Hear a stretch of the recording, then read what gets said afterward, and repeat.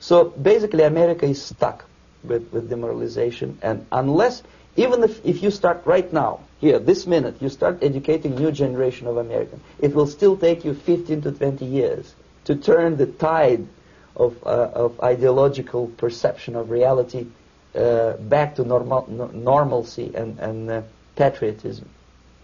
The next stage is destabilization. This time, subverter does not care about your ideas and the patterns of your consumption. Whether you eat junk food and get fat and flabby, it doesn't matter anymore.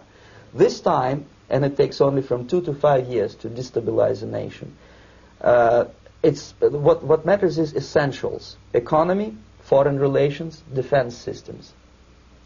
And you can see it quite clearly that in some areas, in such sensitive areas as defense and economy, the influence of Marxist-Leninist ideas in the United States is absolutely fantastic. I could never believe it 14 years ago when I landed in this part of the world that the process will go that fast.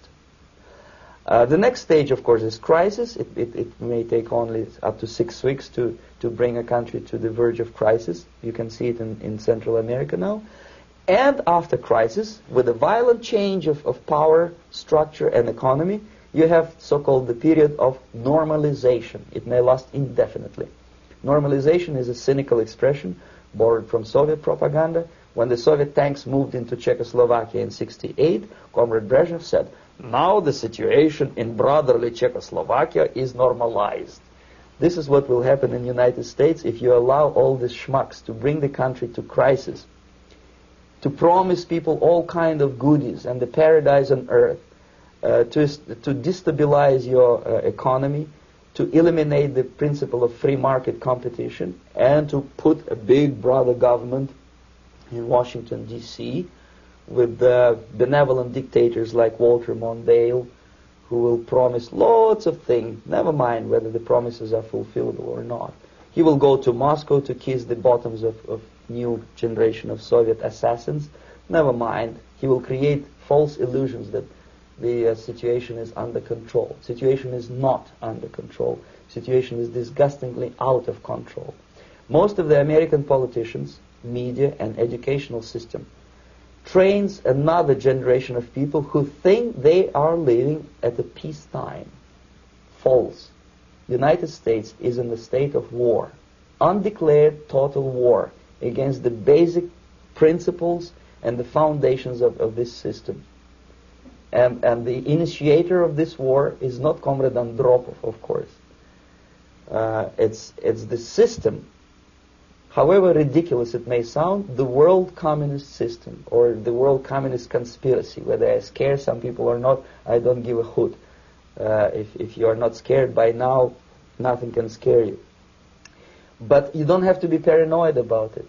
What actually happens now, that unlike myself, you have literally several years to live on unless the United States wake up.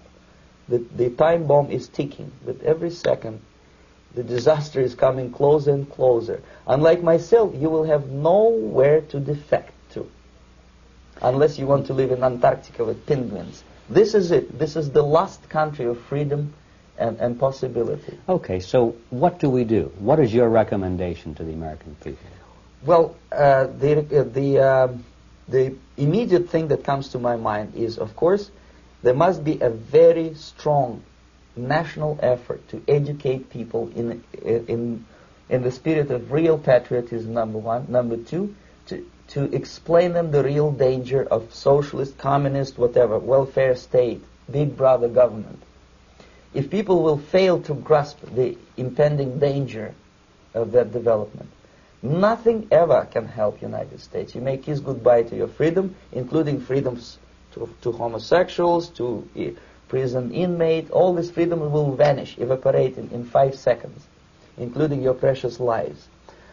The second thing, the moment at least part of United States population is convinced that the danger is real, they have to force their government. And I'm not talking about sending letters, signing petitions, and all this beautiful, noble activity.